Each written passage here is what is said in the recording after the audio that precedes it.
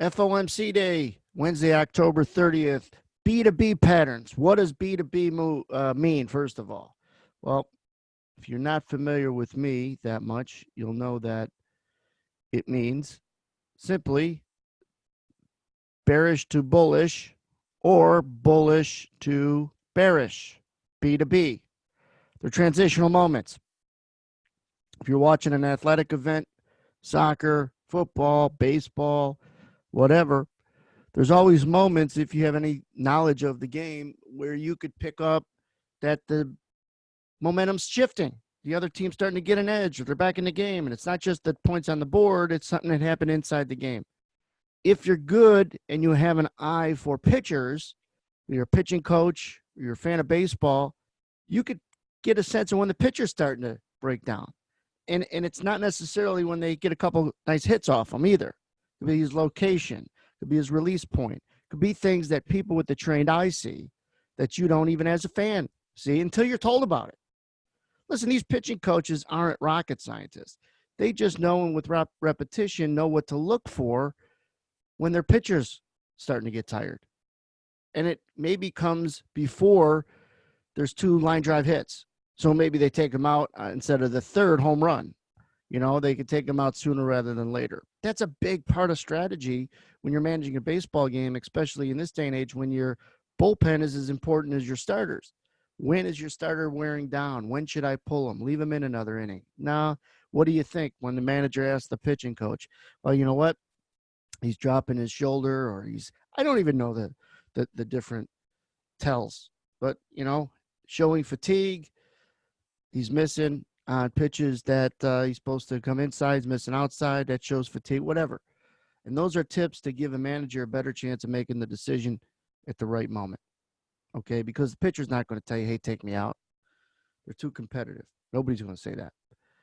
Now, with patterns in a market, you have to know why they might be showing you a transitional moment and then be able to see them in real time so you can make a decision off of them. Too many times the problem with patterns is once you see a double top, let's say, it's too late. The market's down in here and the double top already happened in there. Oh, there was a double top.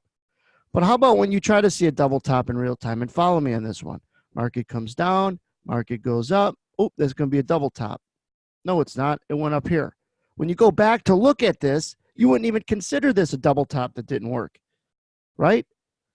But in real time, you might have tried to play it and you got your face torn off. So that's the problem with most patterns. There's no problem with a pattern you might want to learn, but you want to know in real time, RT, what and how it could help you. So there's a pattern long up down bar. When you use the right periodicity and time frame, they could often give you a probability that the momentum has changed. Bulls to bears, bears to bulls.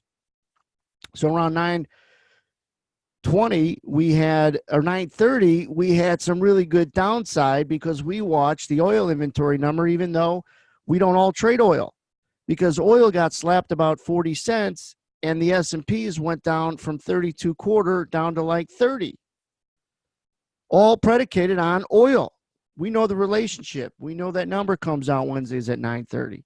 We also know that if it's a big slap lower or higher, and maybe you're even bearish in the ES, take a shot. We had a couple guys do it just based on that number, that reaction. Now, if it wasn't for that number, that reaction, you probably don't get this inside this yellow circle. So the market, if you look at this chart here, goes down, dips down because of the 9:30 number, and shoots right back up. Let's blow this up and show you a little cleaner. Look at the far right. That's the move lower right there because of crude oil. The next move takes it all the way back up and then some. So it goes from bearish to bullish, B to B. Now take a look at the footprint and get inside these bars a little bit. Take a look at wham. This is the move straight down. Don't worry about all the numbers inside. Just worry about rotation, rotation, rotation. So you rotate down like that. Predicated on oil, around 32 half, 32 quarter in there was a place you could have slapped it. Soon as they get through 31, and certainly they get through 32 on the way back up, you have to start thinking, is this a long down up bar? And we just go one rotation up, and it takes out this level here, takes out this level. You don't have to wait for another 5 minutes or 5 days. It's like, hey, there's a long down up bar, and it's sideways to higher, most likely. And the market usually comes down halfway of this bar, finds some support, and goes up. Now, this wasn't straight up, but it gradually went sideways to higher the rest of this sequence. Just make sure as you're watching me in the trading room daily, markets are all fragmented out, scenario to scenario, segment to segment, just like chapters in a book. All right? Very important to understand. Now, right now, we're getting some weakness because it finally did what? This is another thing you recognize pattern-wise. Got out of this awful sideways chop in there and finally started leaking out to the downside in here, and the market's weak. Now, here's something that's interesting, because someone with the trained eye should say, why isn't this a long down up bar? Well, it is, but there's something else at play. The something else at play is you might be at the top of, you might be at resistance at that yellow line because you're at the bottom of that chop. And again, I don't look for reasons for stuff not to work, because sometimes it's just not going to work.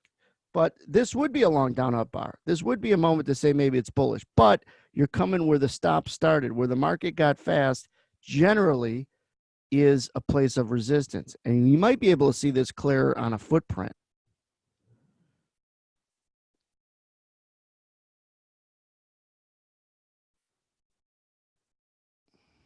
I don't even see it.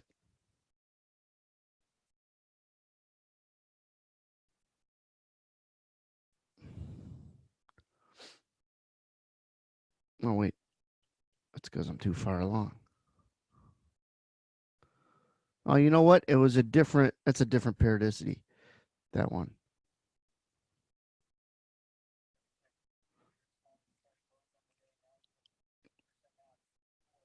Yeah, this is slightly a different periodicity. That's why it looks like that. Because at what time? 10:15.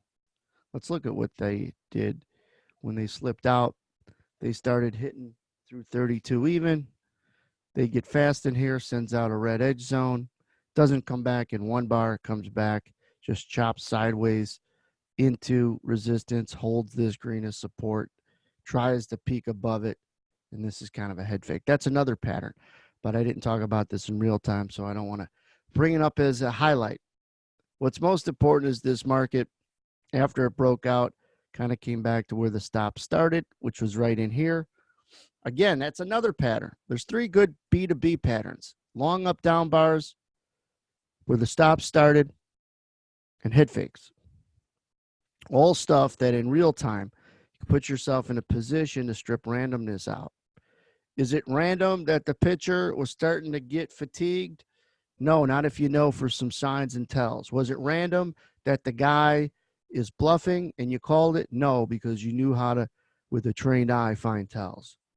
Was it random that the girl doesn't like you? No, she slapped you in the face. Sometimes it's obvious as that. Get the hint and get the hell out of there.